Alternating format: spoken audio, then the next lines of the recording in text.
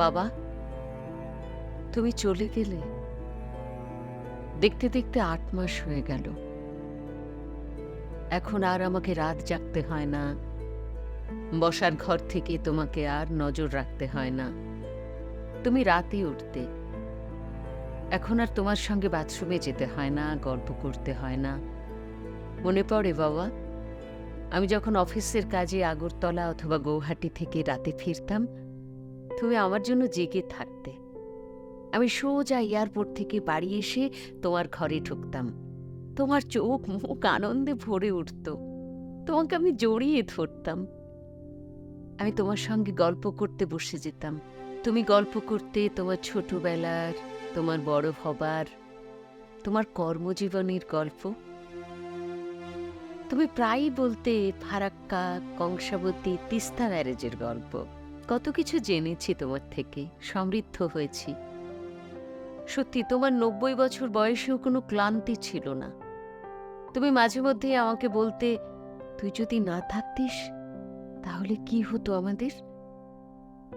আমি তখন তোমার মাথায় হাত বুলিয়ে বলতাম, কেন এসব নিয়ে ভাবছো বাবা, আমি তো সব সময় আছি তোমার সঙ্গে। বাবার চোখটা ছলছল করে উঠত। মনে আছে বাবা, সকালে ঘুম থেকে উঠেই আমি তোমার চাদরের মধ্যে ঢুকে পড়তাম, তোমাকে জড়িয়ে তোমার গায়ের গন্ধ প্রাণ ভরে নিতাম। সে এক দারুণ অনুভূতি। আমার কাজ এখন অনেক কমে গেছে বাবা।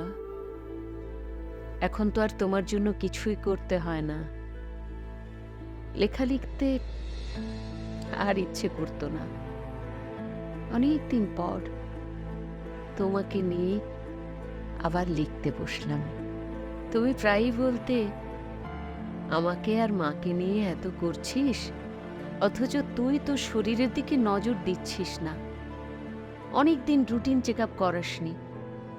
তোর জন্য বড় চিন্তা হয় বাবা। বাবা, আমি টেস্ট করিয়েছি, আমার সব কিছু নর্মাল এসেছে। আমার হৃদয়ের অবস্থা এখন দারুণ। আমি যেটা বুঝেছি, মন ভালো থাকলে শরীর ভালো থাকবেই। জানো বাবা, বসার ঘরের যে চেয়ারটায় তুমি বসতে, সেই বাঁ দিকের দেওয়ালের গায়ে ইংরেজি বাংলা ক্যালেন্ডারটা এখনো রাখা আছে। ক্যালেন্ডারের হুকে মাস্কগুলো এখনো ঝোলানো আছে। ক্যালেন্ডারে এখনো লেখা আছে নভেম্বর মাসের কত তারিখে তুমি লাইফ সার্টিফিকেট জমা দিতে যাবে। মনে পড়ে বাবা, তোমাকে নিয়ে লাইফ সার্টিফিকেট আনতে যেতাম। সকাল সকাল স্নান করে তোমার পছন্দের সাদা ধুতি পাঞ্জাবি পরতে মা তোমাকে নিজের হাতে যত্ন করে সাজিয়ে দিত। সেদিন তোমার আনন্দ আর ধরে না। বয়স এক ধাক্কায় কত কমে যেত। বাড়ির সবাইকে বলে যেতে, ব্যাংকে যাচ্ছি আমার লাইফ সার্টিফিকেট জমা দিতে, আর বিনিময়ে অ্যাকনলেজমেন্ট স্লিপ আনতে। ব্যাংক থেকে এসে লাইফ সার্টিফিকেট মায়ের হাতে দিয়ে বলতে, গিন্নি ভালো করে রেখে দাও, আমার বেঁচে থাকার প্রমাণপত্র, অর্থাৎ ব্যাংকের স্ট্যাম্প মারা অ্যাকনলেজমেন্ট। যাক, বছর নিশ্চিন্ত। এখন ভীষণভাবে তোমাকে মনে পড়ে বাবা। রাত 10টা থেকে 10:30 নিয়ম করে দূরদর্শনের খবর, তারপর 10:30 থেকে 11টা পর্যন্ত আকাশবার্তার খবর তুমি আর আমি নিয়ম করে শুনতাম। স্বপ্নাদে খবর পড়লে তুমি মাকে ডেকে নিতে। আমি তোমার সন্তান হিসেবে তোমার এই ধারাবাহিকতা ধরে রাখতে পেরেছি বাবা, তার জন্য আমি গর্বিত। টিভির পাশে তোমার লাঠিটা এখনো রাখা আছে। আমার সঙ্গে বাড়ির বাইরে হাঁটতে বেরোলে তুমি লাঠিটা ব্যবহার করতে। তুমি বলতে, তুই যখন ছোট ছিলি আমার হাত ধরে হাঁটতে শিখেছিলি, আর এখন তোর হাত ধরে আমি হাঁটছি। আমার এখন 2টো লাঠি। এ তো ভীষণ বড় পাওনা বাবা।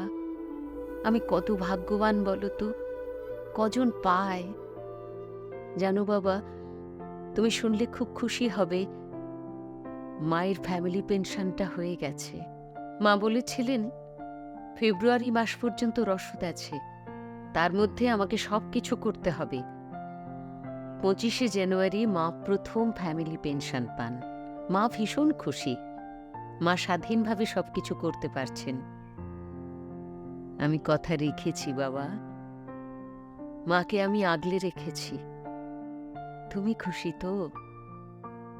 মা আমাকে একটি কথা প্রায়ই বলে, বিয়ে হয়ে শ্বশুরবাড়ি যাবার সময় যখন খুব কাঁদছিলাম, তোর বাবা আমাকে একটা কথা বলেছিল, তুমি কাঁদছো কেন, আমি তো আছি।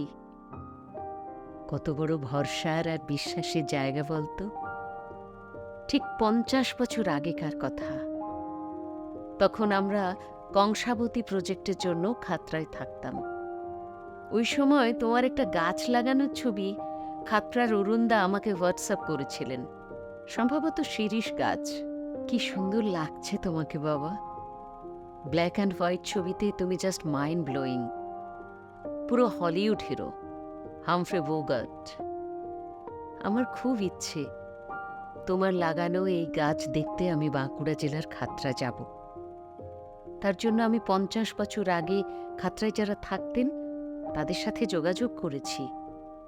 তুমি যেখানে গাছ লাগিয়েছিলে সেই জায়গাটা ওরা চেনেন, ওরা কথা দিয়েছেন গাছ খুঁজে রাখবেন। ইতিমধ্যে ওরা গাছ খুঁজে পেয়েছেন বলে জানিয়েছেন। আমি খুব খুশি বাবা। ওই গাছটা জড়িয়ে ধরে আমি তোমার স্পর্শ অনুভব করছিলাম বাবা। মনে হচ্ছিল আমি আমার বাবাকে ফিরে পেয়েছি।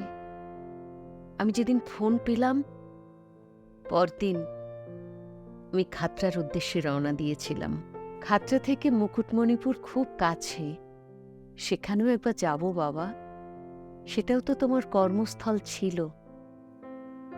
তোমার নিজের হাতে লাগানো গাছের নিচে আমি বসলাম, মন প্রাণ ভরে নিঃশ্বাস নিলাম। কি পরম শান্তি, কি পরম তৃপ্তি। তোমাকে 8 মাস পর স্পর্শ করলাম বাবা, তোমাকে শক্ত করে জড়িয়ে ধরলাম।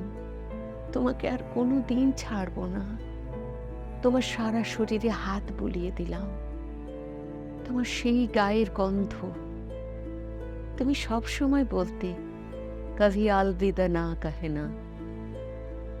আমি আমার ব্যাগ থেকে আমার টেস্ট রিপোর্টগুলো বার করে বাবাকে দেখালাম। দেখেছো বাবা আমার রিপোর্ট, সব নর্মাল। আমি খুব ভালো আছি বাবা। মায়ের জন্য, সবার জন্য, নিজের জন্য আমাকে তো ভালো থাকতেই হবে বাবা। আমার কেন জানি ভীষণভাবে মনে হলো বাবা সব রিপোর্টগুলো দেখলেন। বেশ কিছুক্ষণ তোমার ছায়ায় বসলাম, আমি গান ধরলাম। আগুনের পরশমণি ছোঁয়াও প্রাণে, এ জীবন পুণ্য করো, এ জীবন পুণ্য করো, এ জীবন পুণ্য করো।